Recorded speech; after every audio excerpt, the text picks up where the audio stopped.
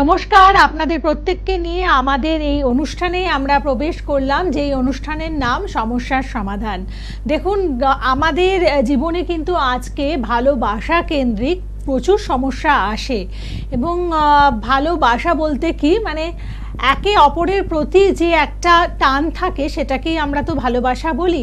আসলে ভালোবাসা কথাটা কিন্তু শুধুমাত্র যে ভালোবাসার মধ্যে সীমাবদ্ধ সেটা নয়, ভালোবাসার সাথে ভালো রাখাটার কিন্তু একটা মানে যোগাযোগ রয়েছে, ওতপ্রোতভাবে যুক্ত রয়েছে ভালো রাখার কথাটা। মানে আপনি যাকে ভালোবাসেন বা আপনাকে যে ভালোবাসেন তাকে কিন্তু শুধুমাত্র ভালোবাসলেই হলো না, মানে বুক ভরা ভালোবাসা দিয়ে জীবন চলে না।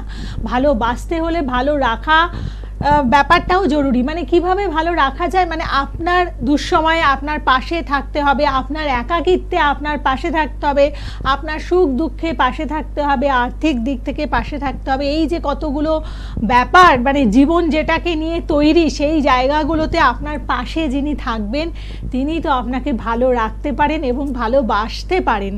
তো শুধু ভালোবেসে মানে একগাল মানে বুক ভরা ভালোবাসা কিন্তু ওই যে বলে না, যখন অভাব পড়ে তখন সেই ভালোবাসা জানলা দিয়ে বেরিয়ে যায়। সেই জন্যই বলছি যে কাউকে হঠাৎ করে দেখে ভীষণ ভালো লেগে গেল, আপনি ভীষণ ভালোবেসে ফেললেন, তার ভবিষ্যৎ মানে তার অতীত কিছু দেখলেন না, বর্তমান দেখলেন না, ভবিষ্যতের কথা না ভেবে তার সাথে আপনি একেবারে যুক্ত হয়ে গেলেন, সেটা কিন্তু একেবারেই উচিত নয়। এবং আমাদের বিশেষ কিছু গ্রহ নক্ষত্র আছে যেগুলোর দ্বারা তাড়িত হয়ে আমরা এই যে আবেগ তাড়িত কিছু ডিসিশন হঠাৎ হঠাৎ নিয়ে নিই, যেটা কিন্তু আমাদের জীবনে ভয়ঙ্কর পরিণতি আনতে পারে। অর্থাৎ সেদিকে যদি না যেতে চান, এই অনুষ্ঠানের সাথে থাকুন এবং আচার্য অধ্যাপক জয়দেব শাস্ত্রী তার কাছ থেকে একটা গাইডলাইন নিয়ে যান, কারণ তার গাইডলাইনই আপনাকে আপনার ভবিষ্যৎ সম্বন্ধে বলে দিতে পারে এবং আপনার অতীতের দিকটাও আপনি মানে আপনারা যারা ফোনে আসেন আপনারা জানেন, যারা চেম্বারে আসেন জানেন যে অতীতটাও তিনি কিভাবে বলতে পারেন। আসলে যিনি অতীত বলতে পারেন তিনিই কিন্তু আমাদের মানে ইয়ে করে হয়, আমরা মানি যে তিনি হচ্ছেন প্রকৃত অ্যাস্ট্রোলজার। আচার্য অধ্যাপক জয়দেব শাস্ত্রী অতীত বর্তমান ভবিষ্যৎ সবই আপনাকে বলে দিতে পারেন। আসুন আজকের অনুষ্ঠানেও আমাদের জীবনের বিশেষ কিছু সমস্যা নিয়ে আমরা আলোচনা করি। সাথে রয়েছেন আপনাদের সকলের প্রিয় সেই মানুষটি, আচার্য অধ্যাপক জয়দেব শাস্ত্রী। স্বাগত, নমস্কার। নমস্কার। জয় শ্রীরাম, জয় শ্রীরাম, জয় শ্রীরাম। সমস্যার সমাধান অনুষ্ঠানে আপনাদের সবাইকে স্বাগত জানাই। বৃক্ষ তোমার নাম কি, ফলে পরিচয়। আজকে প্রতিটা মানুষ বড় হয়েছে এবং বড় হওয়ার পর আমরা তাকে চিনেছি, কেন ফলটা পেয়েছি তাই আমরা চিনেছি, কিন্তু সেই বড় হওয়ার আগের কাহিনীগুলি আমরা কিন্তু কেউ জানি না। এরকম প্রতিটা মানুষের কিছু না কিছু সমস্যা রয়েছে, গ্রহগত দিক থেকে সমস্যা থাকে, সমস্যা নিয়েই আমাদের জীবন চলে এবং মান সম্মান হানি বদনাম এবং সমস্ত কিছু কিন্তু আমাদের জীবনের একটা অঙ্গ। আমাদের জীবনে যেমন সম্মান থাকবে তেমন অসম্মানও থাকবে। আজকে তুমি বলতে পারবে যে তুমি সবার কাছে প্রিয় ব্যক্তি না, তুমি দেখতে সুন্দর হও, তুমি দেখতে খুব সুন্দর হও, তোমার পাশের বাড়ির লোকটা বলবে হ্যাঁ দেখতে সুন্দর, কিন্তু কথা ভালো বলে না, খুব অহংকারী, জেদি, রাগী। তুমি দেখতে খারাপ হও, না না দেখতে খারাপ কিন্তু ভালো কথা বলে, কিন্তু দেখতে খারাপ, মানে নেগেটিভিটিটা থাকবেই। একটা বিয়ে বাড়িতে বেড়াতে গেছো, বিয়ে বাড়িতে যাওয়ার পরে তুমি সেই বিয়ে বাড়িতে যাওয়ার পরে তুমি জানো তো তুমি একটা গিফট নিয়ে গেছো। কি গিফট বলো তো? একটা কাপ প্লেটের সেট, 300 টাকা দিয়ে একটা কাপ প্লেটের সেট নিয়ে গেছো এবং তুমি এমন একটা ব্যক্তি, তুমি 300 টাকার সেট নিয়ে তোমার ফ্যামিলির সবাই তুমি সেই বাড়িতে খেতে গেছো এবং গিয়ে ওই বাড়ির কি কি ভুল কেউ জানে না, কিন্তু তুমি জানো কি কি ভুল করেছে। তুমি নগদ মানে তুমি ওই বাড়ির সব থেকে বড় গেস্ট, ভুল ধরার। তুমি যে 300 টাকা দিয়েছ, 7 জন ব্যক্তি গেছো সেই বাড়িতে খেতে, তোমাকে তো ওসুল করতে হবে এবং বদনামও করতে হবে। আর যে ব্যক্তিটি সোনার একটা হার নেকলেস দিয়েছে, সেই ব্যক্তিটি কিন্তু একবারও সে কিন্তু বদনাম করলো না। সে কি বললো জানো? সে বলল যে খুব সুন্দর হয়েছে, কিন্তু এত ভিড় তো মানে আমি নিজের মতো করে নিয়ে নিয়েছি সবকিছু, দারুণ উপভোগ করেছি। এই যে 300 টাকা দিয়ে একটা কাপ প্লেটের সেট নিয়ে গেছে 7 জন নিয়ে, সেই ব্যক্তিটি বলে ভালো হয়নি, অনেক ভিড়, খাবার টাবার পাওয়া যায় না, কিছু নেই। বদনাম, এটাকেই বলে বদনাম। এবং একটা জিনিস মাথায় রাখবে, যে গুণী তার মুখে কখনো বাজে কথা বেরোয় না, সে বদনাম করে না, সে ভালো কথা বলে, সে খারাপ কথা বলে না। যে অগুণী, যে বেগুনি, সে কিন্তু সব সময়ের জন্য তার মুখে কিন্তু বাজে কথা লেগে থাকবে। তাই অনেক সময় আজকে যেসব তথ্য বলবো না, নিজের লাইফের সাথে মিলিয়ে নিও, নিজের জীবনের সাথে মিলিয়ে নিও। প্রত্যেকটা মুহূর্তে, এই জয়দেব শাস্ত্রী প্রত্যেকটা মুহূর্তে চাই তোমরা ভালো থাকো, সাকসেস পাও, সাফল্য পাও। তোমাদের সাফল্যের জন্য যা করতে হয় আমি তাই করব। যত দূর যেতে হয়, তন্ত্রের শেষ পর্যন্ত আমি গিয়ে তোমাদের সেই সাফল্যটা নিয়ে আসবো। আজকে কোথায় তোমাদের বাধা, সেই বাধা আমি কাটাবো। কি সমস্যা তোমাদের, কি প্রবলেমস তোমাদের, দেখি আমি। কে আছে আমাদের সাথে? হ্যাঁ নমস্কার, বলুন কে আছেন? হ্যালো, জয় শ্রীরাঘব রামকৃষ্ণ। জয় শ্রীরাঘব রামকৃষ্ণ, বলো। আমি দাদা একটু আমার সম্বন্ধে জানতে চাই। অভিক রায় বলছি। দাদার অনুষ্ঠান বহুত দিন ধরে দেখি। দাদার আমার একটা বড় সমস্যার মধ্যেই চলছি দাদা। আপনার কিছু কিছু টোটকা আপনি যেরকম বলেন পুরে না, মানে তার ইয়েটা বুঝতে পারছি, ভাবটা পাচ্ছি। বহুদিন ধরে চেষ্টা করছি আপনার সাথে সম্পর্ক করার, মানে ইয়ে করার, কোনোভাবেই না হয়ে উঠছে না। কি বলো তুমি, কি কথা বলো? সোশ্যাল মিডিয়ায় আমাকে, আমার ফোনে, মানে ফোনে সার্চ করলে, জয়দেব শাস্ত্রী সার্চ করলে পাওয়া যায়, নম্বর পাওয়া যায়। কথাটা বলবো দাদা আপনার সাথে, মানে পেপারে পাওয়া যায়, টিভিতে পাওয়া যায়, মিডিয়াতে, সব জায়গায় জয়দেব শাস্ত্রীর নম্বর অ্যাভেলেবেল, জয়দেব শাস্ত্রীর সমস্ত জায়গায় অ্যাভেলেবেল। মানে আজকালকার দিনে সবার হাতে দুনিয়া, এই যে হাতে হলো দুনিয়া। এটা কি শিবের কাছে যেতে গেলে নন্দীকে পার করতে হয়? এটা ঠিক কথা হয়ে হচ্ছে না।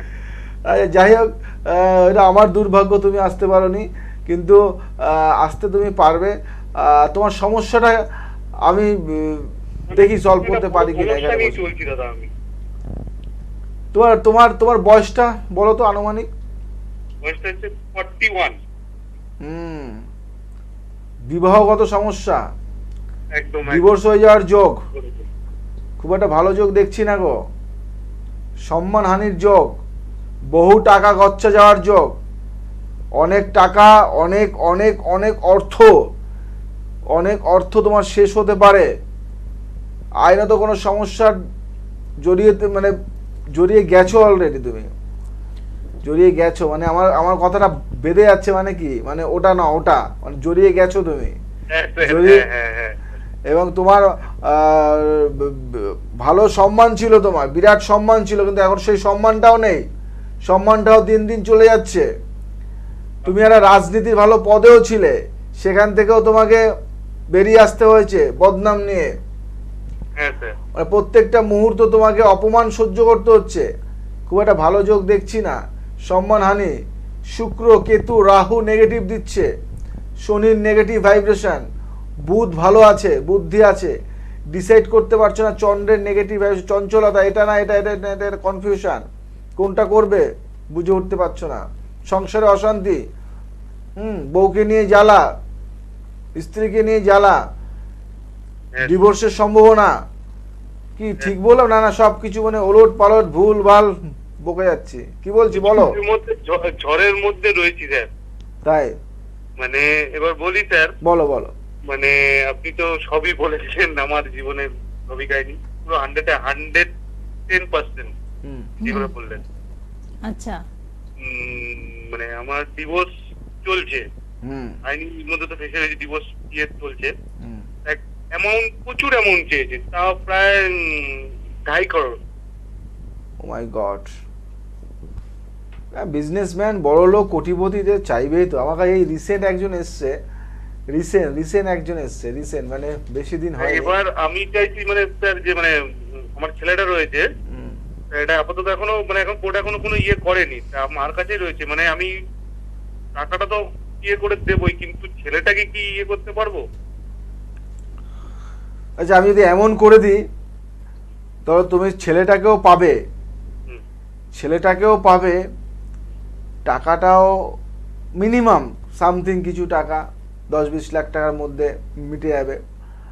তোমার 2.5 করোড় টাকা থেকে 2.5 কোটির থেকে যদি 10 লাখ চলে যায়, 50 লাখ চলে যায়, কি বলবো, তো ভগবানের মানে 2 কোটি টাকা যদি তুমি তোমার যদি সেফ থাকে, তাহলে সমস্যার সমাধান হবে তো? বেশ সমাধান, মানে এর থেকে আর মানে মানুষের জীবনের কি চায়? এত বড় কথা দিলাম তোমাকে, তোমার অনেকটা আমি সেভ করিয়ে দেব। কেন, সত্যিকারের যদি মেয়েটা তোমাকে ভালোবাসে, সে টাকার দিকে তাকাবে না, সে অর্থের দিকে তাকাবে না। ডিভোর্স হয়েছে, মনোমালিন্য হয়েছে, তোমার সাথে সংসার করতে পারছে না, আপনি কোথায় বললেন সংসারে অশান্তি, মানে অশান্তিটা না স্যার 2-4 বছর ধরে চলছে, বুঝলেন?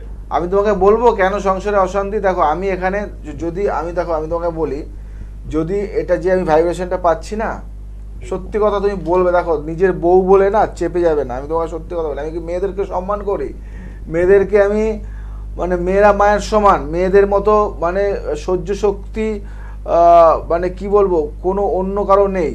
মানে একটা মেয়ে চাইলে একটা ছেলের জীবন একদম মানে আলো দিতে পারে, এবং একটা মেয়ে চাইলে নরকও করতে পারে।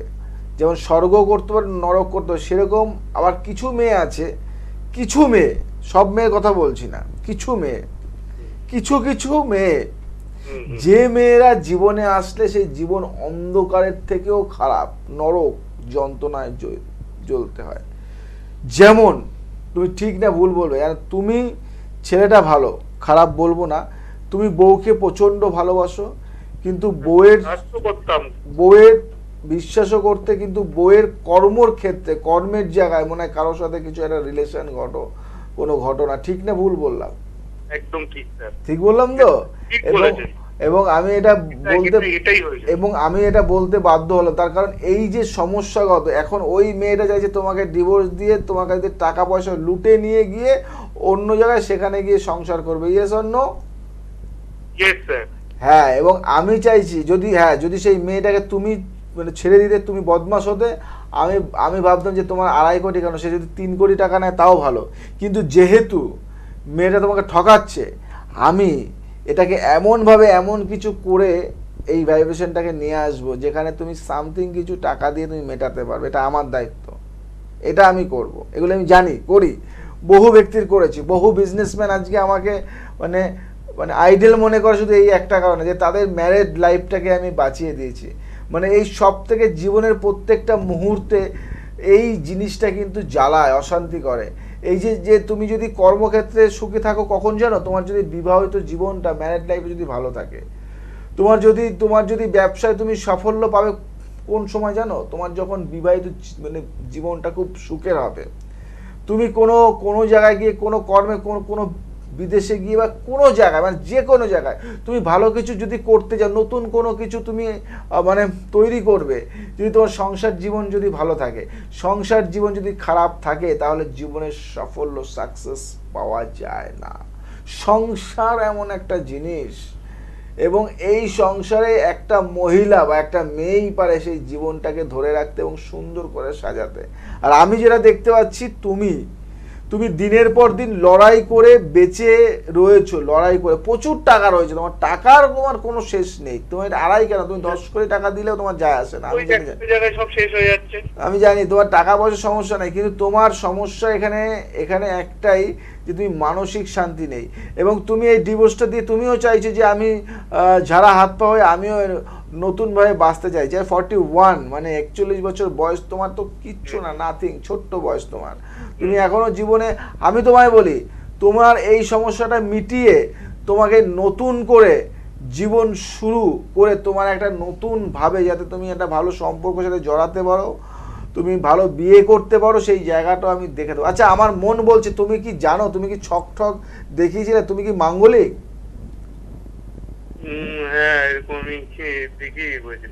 শুনেছিলে মাঙ্গলিক?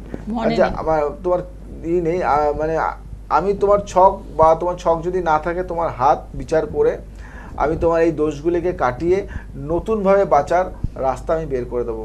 ঠিক আছে? খুশি তো? একদম দাদা, হ্যাপি? একদম হ্যাপি। তোমার নিয়ারেস্ট যে চেম্বার হবে, কন্ট্যাক্ট মি।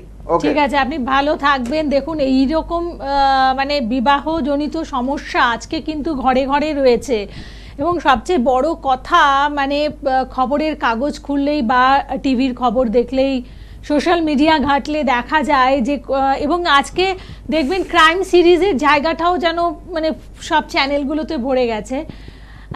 ওটিটি প্ল্যাটফর্মে সেই ক্রাইম সিরিজ নিয়ে সমস্ত কিছু তৈরি হচ্ছে।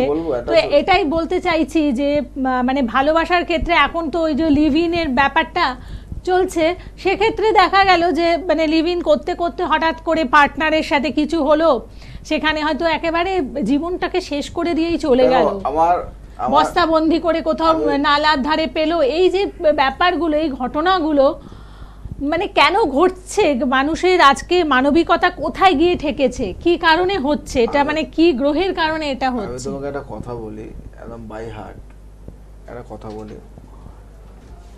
জীবনে আমার বিদেশ থেকে ফোন আসে প্রচুর, বাইরে থেকে ফোন আসে, নাইজেরিয়া, তারপর তোমার ওই মানে বিভিন্ন জায়গা থেকে ফোন, আমি নাম বলছি না। তো ওখান থেকে একটা এমন একটা ঘটনা বলি, বাংলাদেশ থেকে একটা মেয়ে যায় বাইরে এবং সেখানে একটা ছেলের সাথে আলাপ হয় এবং ছেলেটার সাথে 2 থেকে 3 বছর থাকে। আচ্ছা। সেই ছেলেটাও বাংলাদেশ দিয়ে গিয়ে ওখানে মানে সিটিজেনশিপ পেয়েছে। আচ্ছা। সে সিটিজেনশিপ পেয়েছে, ওখানে সে বাসিন্দা হয়েছে, সে ওখানকার সিটিজেন হয়ে সে সিটিজেনশিপ নিয়ে ওখানে ওই মেয়েটাকে ওর কাছে রেখে 2 থেকে 3 বছর ওর সাথে ছিল লিভিংয়ে থাকার পরে যখন বিয়ে করবে তখন ও ডিনাই করে দিয়ে চলে আসে ওকে ছেড়ে, এবং ওকে ছেড়ে ও ওই ওর বাংলাদেশে আবার যেখানে ছিল সেখানে ওর বউ ছিল, সেই বউয়ের কাছে চলে আসে। আচ্ছা আচ্ছা। এবং সেই বউ কর্মসূত্রে লন্ডনে কোনো একটা জবের সাথে যুক্ত রয়েছে, একটু সমস্যা ছিল, সে অন্য এক জায়গায়। মানে এখন এমন হয়েছে, মানে দেখো সম্পর্ক যেন মানে ছেলে খেলা। আজকে তোমাকে ভালো লাগছে না, আমি তোমাকে ছেড়ে অন্য এক জায়গায় আছি, আবার সেখানে ভালো লাগছে না, তারপরে ছেড়ে তোমার কাছে আসলাম। মানে একটা বিভিন্ন এটা হচ্ছে সম্পর্ক তৈরি হচ্ছে, মানে দৈহিক সম্পর্ক, মানসিক সম্পর্ক। কিন্তু ব্যাপার হচ্ছে যে যখন পছন্দ হচ্ছে না, কোথাও কোথাও দেখা যাচ্ছে প্রাণহানি করতেও তারা দ্বিধা করছে না। আজকে তোমায় বলি, দেখো আমি কিন্তু দেখো অ্যাজ এ অ্যাস্ট্রোলজার হিসেবে আমি এটাকে দোষ দিই না। মানে আমার একটা কথা, মানে সেই সাংঘাতিক ঘটনা, সেই বডিটাকে অনেক টুকরো করে ফ্রিজে, ওটা তো আলাদা, কি ব্যাপার এগুলো, খুব বাজে জিনিস। দেখো আমি কিছু কিছু জিনিসকে দোষ দিই না। আমি কোনটাকে বললাম, আজকে আমি তোমার সাথে সম্পর্ক করলাম, দেখুন তোমার সাথে সম্পর্ক আমি করলাম, তুমি কি দেখবে না যে আমি কেমন ছেলে? তোমারও দেখা উচিত। আমি তোমার সাথে সম্পর্ক করলাম, তুমি একটা সম্পর্ক ভেঙে এসছো। এবার আমি তোমার সাথে সম্পর্ক করলাম, আমি একটা সম্পর্ক ভেঙে এসেছি, তুমি তো জানো ভাঙার জ্বালাটা কি, তুমি কেন আমাকে প্রশ্রয় দিচ্ছ? এই যে জায়গাগুলো এবার তুমি বুঝতে পারছো না, তোমার তখন ব্যথা। সদ্য তুমি একটা সম্পর্ক থেকে তুমি ছেড়ে এসছো, তোমারও কষ্ট, তোমারও একজনকে চাই। এই যে চাওয়া পাওয়া, এই যে সাবস্টিটিউট খুঁজতে গিয়ে, এই যে অনেকে আমার কাছে যেমন আছে, দাদা এই রেমেডিটা এই সমস্যার জন্য এইটা না করে যদি দাদা এইটা করা যায়, দাদা এটা দিয়ে যদি এটা করা যায়। আমি সাবস্টিটিউটে বিশ্বাসী নই। আমি মানে একদম মেন জিনিসটাকে আমি চাই, আমি মেন মালিককে চাই। আমি দালালে বিশ্বাসী নই, আমি ভায়াতে বিশ্বাসী নই, আমি সঠিক রাস্তাটা চাই। ভায়া দিয়ে রাস্তাটায় গেলাম ঠিক আছে, কিন্তু বিশ্বাসী নই আমি। কারণ আমি তোমাকে ঠিক করতে চাই, তোমাকে ঠিক করব কি দেখে? তোমার সমস্যা দেখে, তোমার একদম শেষ মুহূর্ত, লাস্ট মুহূর্ত, উপায় নেই, রাস্তা নেই, জীবনে চলার পথে বাধা, জীবনটা শেষ করে দিয়েছো, জীবনটা অতিবাহিত করে দিয়েছো কষ্ট করতে করতে, জীবন যন্ত্রণার যুদ্ধে লড়তে লড়তে তুমি আর শেষ। তুমি আর মানে ব্যবসা করতে করতে তোমার ব্যবসাতে দাঁড় করাতে পারছো না। আজকে কোটি টাকার বিজনেস ছিল, আজকে তোমার সেই কোটি টাকা থেকে তোমার লাখ টাকায় চলে এসছে, তারপরে হাজারে চলে যাবে। তুমি জীবনটাকে ধ্বংসর পথে রয়েছো। তোমার মনে হচ্ছে কখন তুমি কিছু বিষ ফিস খেয়ে মারা যাবে, সুইসাইড করবে। তুমি তোমার বউয়ের সাথে ঝামেলার মধ্যে, অশান্তির মধ্যে রয়েছো। 2 কোটি 5 কোটি টাকা বউকে না দিলে বউ তোমাকে ছাড়বে না, সে অন্য জায়গায় সম্পর্ক করছে এবং সেখানে চলে যাবে, তোমাকে ভয় দিয়েছে কেস খামারি, আইনত সমস্যার মধ্যে। তুমি একটা জায়গায় টাকা দিয়ে, সে রেজিস্ট্রি করছে না, ফেসে যাচ্ছ তুমি। তুমি একটা জায়গায় একটা প্রমোটারকে টাকা দিয়েছো, তুমি একটা ফ্ল্যাট রেজিস্ট্রি করবে, একটা ফ্ল্যাট নেবে, 3 BHK ফ্ল্যাট, 4 BHK, 5 BHK, 2 কোটি টাকা দিয়ে একটা ফ্ল্যাট কিনবে তুমি। কিন্তু তুমি টাকা দিয়েছো তাকে, কিছু টাকা দিয়েছো, কিন্তু সেই কিছু টাকা দেওয়ার পরে সেই ব্যক্তি ডিনাই করছে। আজ নয় কাল সে রেজিস্ট্রি করে দিচ্ছে না তোমাকে। তুমি তাকে ফুল টাকা পেমেন্ট করেছো, তুমি খানিকটা ক্যাশ টাকা দিয়েছো তাকে, ক্যাশ টাকাটা সে বলছে দেয়নি, তার কোনো কিছু নেই। বহু সমস্যা থাকে এরকম জীবনে, এমন সমস্যা থাকে যে সমস্যা থেকে তুমি বেরিয়ে আসতে পারছো না। তোমার মনে হচ্ছে তোমার পাশের বাড়ির লোকটা তোমাকে ক্ষতি করছে, কিছু না কিছু টুকটাক করছে, তোমার ঘরের মধ্যে অশান্তি লেগেই রয়েছে, তোমাদের স্বামী স্ত্রীর মধ্যে, সন্তানের মধ্যে অশান্তি, কেন যেন একটা সমস্যা লেগে রয়েছে। কি করবে তুমি? সব উপায় আছে, এই জয়দেব শাস্ত্রীর কাছে সব উপায় রয়েছে।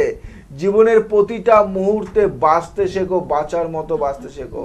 জীবনের প্রত্যেকটা মুহূর্ত এমনভাবে বাঁচো যে বাঁচাটাকে বলা হয় যে না, সত্যি আমি বেঁচেছি, কোনো আফসোস না থাকে। যদি ফোন আছে, কে আছে আমাদের সাথে? হ্যালো, হ্যাঁ নমস্কার। হ্যাঁ নমস্কার। হ্যাঁ বলুন, কে বলছেন? আমি বেহালা থেকে বলছি। হ্যাঁ বলো, কার জন্য জানতে চাইছো? বলছি দাদা, আমি আমার জন্যই জানতে চাইছি, কিন্তু ব্যাপারটা হচ্ছে আমি আমার রিলেশনের ব্যাপারে একটু জানতে চাইছি। সম্পর্ক জায়গা থেকে। আচ্ছা, তোমার বয়সটা বলো। আমার বয়স হচ্ছে 32।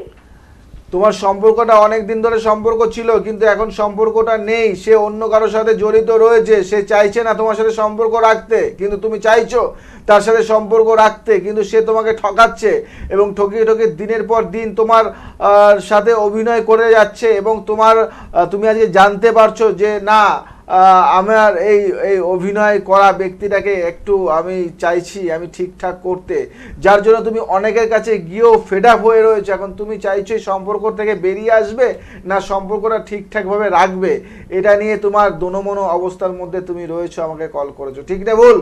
একদম দাদা, একদম। আমাদের অনেক দিনের সম্পর্ক, বিয়ে পর্যন্ত আগিয়েছে, কিন্তু এখন সেই সম্পর্কটা রাখতে চাইছে না। আপনি যা বললেন সবই ঠিক, এবার কিভাবে কি করব, আমি সম্পর্ক দিয়ে বেরিয়ে যাব না থাকবো, সেই সব কিছু বুঝতে পারছি না, কোনটা করলে ভালো হবে। আচ্ছা, আমি তোমার এই সম্পর্কটাকে ঠিক করে দেব, এবং তুমি এই সম্পর্ক তুমি রাখবে, আর এই সম্পর্ক যাতে তোমার সাথে চিরদিনের সম্পর্ক হয় এবং সারা জীবন যাতে এই সম্পর্ক যাতে না ভাঙে সেই ব্যবস্থা করব। এবং যে সম্পর্কের মধ্যে ও এখন রয়েছে, বেনামি সম্পর্ক, যেটাকে বলে অবৈধ সম্পর্কের মধ্যে যেটা রয়েছে, যেই সম্পর্ক তোমাদের সম্পর্ককে ডিস্টার্ব করছে, সেটাকে আমি কাটিয়ে নতুনভাবে তোমার সাথে আমি জড়িয়ে দেওয়ার ব্যবস্থা করব। তাতে তুমি খুশি তো? একদম দাদা, একদম আমি এটা করব। কন্টাক্ট মি, তার আগে জাস্ট একটা টোটকা তোমায় বলি, এই টোটকাটা করো। একটা ছোট্ট একটা এলাচ নেবে, এলাচটা নিয়ে তোমার মুখের মধ্যে রাখবে, ঠিক আছে? রেখে রাখবে, ওই এলাচটা সারা রাত তোমার মুখে রাখবে, রেখে ওটাকে পরের দিন সকালবেলা ওটাকে বেটে সাদা চন্দন দিয়ে তোমার যার সাথে সম্পর্ক আছে তার নাম করে তার সামনে যাবে, সে ওই মুহূর্তে বশভূত থাকবে তোমার, ঠিক আছে? কন্টাক্ট করো, আমি আছি, তোমার লাইফটাকে সুন্দর করে সাজিয়ে দেব। একদম ভালো থাকবেন। এরকম সম্পর্কজনিত বিভিন্ন সমস্যা নিয়ে আপনারা আসেন, এবং এক্ষেত্রে অবশ্যই জ্যোতিষতন্ত্র আপনাদের অনেক কিছু করে দিতে পারে। এছাড়াও পড়াশোনাজনিত সমস্যা, আপনার বৈবাহিক সমস্যা, সাংসারিক সমস্যা, সমস্ত কিছু নিয়েই আসুন। আচার্য অধ্যাপক জয়দেব শাস্ত্রী আপনাদের জন্য রয়েছে। আর এই অনুষ্ঠানগুলো আপনারা ফলো করুন, ইউটিউব চ্যানেল রয়েছে 51 কালীবাড়ি মন্দির, অ্যাস্ট্রোলজার জয়দেব শাস্ত্রী, এগুলো আপনারা নিয়মিত দেখুন এবং জীবনের সমস্যাগুলোর সমাধান করুন। ভালো থাকুন, নমস্কার। ভালো থাকুন, সুস্থ থাকুন, সবাইকে ভালো রাখুন। আজ আসি, আবার আসবো নতুন কিছু নিয়ে। জয় শ্রীরাম রামকৃষ্ণ। আমার ছেলের ব্যাপারে জানলাম আগে ও লকডাউন থেকে বাড়িতে বসে থেকে টিভিতে প্রোগ্রাম শুনে আমার খুব বিশ্বাস হলো। আমি তার জন্যে আমি ফোনে নাম্বারটা নিয়ে আমি ফোন করে এখানে এসেছি, চৌমাথায় কোনখানটা লাভবো সেখানটাও জেনে এসে আগে এসেছিলাম কালীবাড়িতে দক্ষিণেশ্বরে, তারপরে এখানে এসে ছেলের কাছে ভালোই পেয়েছি। কি করতো ছেলে তখন? ছেলে বিস্কুটের গাড়ি চালায়। হ্যাঁ, কিন্তু প্রবলেম কি ছিল? ছেলে খুব রাগী হতো, অ্যাক্সিডেন্ট হতো, তারপরে খুব রেগে তো বাড়িতে টাকা পয়সা তো দিত উনি। তারপরে কিছু জায়গায় দেখেছিলাম টোটোটা বলো তোমার ছেলের একটা ভাড়া আছে, অন্য জায়গাতেও বলেছে? হ্যাঁ বলেছিল, তার জন্য আমি ওখানে বিশ্বাস করিনি। আমি এই বাবার কথা বিশ্বাস টিভিতে করে আমি এখানেই এসেছি। আমি এক জায়গায় বলেছিল আমি ভালো করবি না, আমি ওখানে আমি করবো না, আমি যেখানে আমার বিশ্বাস আছে সেখানেই যাব। এখানেই এসে যেটা জি বললো সবই সঠিক বলতে এখানেই আমি এসে ছেলে মারা গ্রহ কাটাতে অনেক ছেলে ভালো, আগের থেকে অনেক ভালো, তাই জন্যই মেয়েকেও আবার নিয়ে এসেছি। আমার নাম সঞ্জু মাইতি, আমি হুগলি কুন্তিঘাট থেকে এসেছি। আজকে এখানে এসে 51 কালীবাড়িতে খুব ভালোই লাগলো। শাস্ত্রীজির সাথে কথা বললাম, তিনি উপদেশ দিল নতুন কিছু করার। তারপর এখানকার পরিবেশটাও খুব ভালো। দেখি শাস্ত্রীজির কথা খুব ভালো লেগেছে। আমি ওনাকে ফলো করতাম, উনি টিভিতে যেগুলো বলতো ওই কথাগুলো আমি ফলো করতাম, অনেক কাজেও দিত। তো একবার সরাসরি দেখার ইচ্ছা ছিল, তো একবার দেখে গেলাম, বেশ ভালোই লাগলো। এখানকার ঠাকুর মন্দির খুব ভালো, মানে ওনার কথা শুনে বিশ্বাস? হ্যাঁ, ওনাকে দেখে বিশ্বাস করতে হবে। ওনার কথা এত ভালোভাবে মেলে, 100% হয়তো মিলেই যায়। তো ওনাকে দেখে আমার খুব বিশ্বাস। তো আমার অ্যাস্ট্রোলজারের উপর একদম ঠিকঠাক, আমি বলবো আমার খুব পছন্দ, আমি ওই জন্য এখানে এসেছি। আজ সন্ধ্যা আরতির সময় ঢাকের তালে আপনাকে দেখা গেল যে খুব সুন্দরভাবে আপনি মাতৃ রসে সিঞ্চন হয়ে মানে একেবারে বিভোর হয়ে নাচছিলেন, সেটাকে আপনি জানেন, বুঝতে পেরেছিলেন? মেন কথা শম্ভুদা, আমার ঢাকের আওয়াজ খুব ভালো লাগে, ঠিক আছে। আর শম্ভুদা যেদিন বাজাচ্ছিল আমি মনে হচ্ছে আমি কোনো দিকে আমি হারিয়ে গেছি মনে হচ্ছে, ঠিক আছে। তো আমি মানে পুজো দিকে ধ্যান আছে, আমি যদি চোখটা বন্ধ করি যদি আরও আনন্দ পাই, মানে আমার ভিতরে খুব কষ্ট হচ্ছিল, দুঃখ হচ্ছিল, আবার খুব আনন্দ হচ্ছিল, আমি নাচছিলাম। হ্যাঁ, তো আমি কোথাও হারিয়ে গেছিলাম মনে হচ্ছে। আর খুব মানে কি বলবো আমি বোঝাতে পারছি না, মানে ঢাকের আওয়াজে খুব ভালো লাগে। আমি যে কোথাও আমি হারিয়ে গেছি। আর আবার এদিকে দেখছি খুব মানে প্রথমবার দেখছি এরকম পুজো হতে, মানে আগে দেখেছি কিন্তু আরতি এরকম হয়েছে আমি প্রথমবার দেখলাম, তো খুবই আনন্দ হলো। আর ঢাকের আওয়াজটা আমার প্রচণ্ড ভালো লাগে, এটাই এই জন্য আমি একটু হারিয়ে গেছিলাম। আমি দেখলাম যদি হয় আমাদের কি আপনি নাচছিল না, আমি নিচে নাচি, সমুদ্র অত কষ্ট করে ঢাক বোঝাচ্ছিল তো ওই জন্যে। ঠিক, আসলে মায়ের সামনে যখন আরতি করা হয় সেটা এতটাই সবাইকে বিভোর করে দেয় যে তাদের মানে হিতাহিত জ্ঞানটা থাকে না, সেই কারণেই।